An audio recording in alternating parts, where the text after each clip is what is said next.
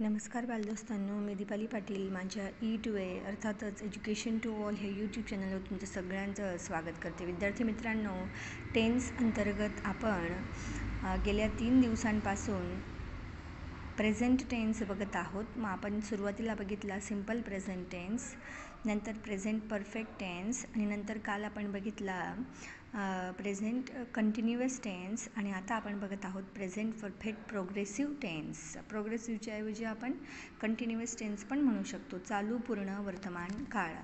आता इथे एक गोष्ट लक्षात घ्यावी लागेल की या ठिकाणी आपण एखादी क्रिया भूतकाळापासून तर वर्तमान काळापर्यंत घडत आलेली आहे आणि घडत आहे हे दर्शवण्यासाठी प्रेझेंट परफेक्ट प्रोग्रेसिव्ह टेन्स वापरला जातो. तर प्रेझेंट परफेक्ट प्रोग्रेसिव्ह टेन्सचं सूत्र बघा.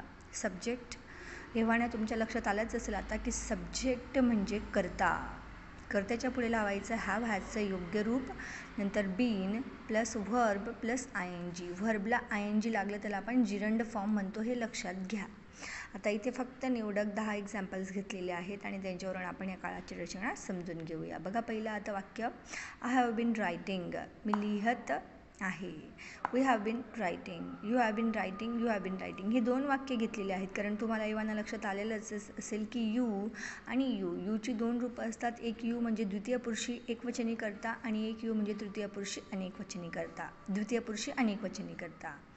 He has been writing, she has been writing, they have been writing, it has been writing. आणि आता पुढचं बघा, Sita has been studying for 5 hours. Sita 5 तासापासून अभ्यास करत आहे.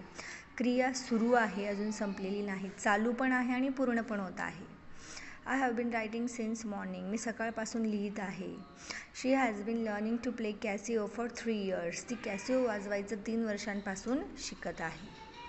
येत्या लक्षामध्ये क्रिया चालू पण होत आहे, सुरू आहे, कंटिन्यू आहे, ती प्रोग्रेसमध्ये आहे आणि पूर्ण पण होत आहे. या अनुषंगाने प्रेझेंट परफेक्ट प्रोग्रेसिव्ह टेन्स हा वापरला जातो. विद्यार्थी मित्रांनो, काल जवळजवळ आजचा जर बघितला तर 19वा तास आहे, पण जर टेन्स हा जर भाग आपण बघितला तर मागील 5 दिवसांपासून आपण टेन्सचे वेगवेगळे प्रकार शिकत आहोत. काळाचे मुख्य 3 प्रकार, प्रेझेंट टेन्स, पास्ट टेन्स आणि फ्युचर टेन्स. आणि मग या प्रत्येक काळाचे 4 पोट प्रकार पडतात, उपप्रकार पडतात आणि त्या अनुषंगाने आपण प्रेझेंट टेन्सचे हे 4 प्रकार शिकलेलो आहोत.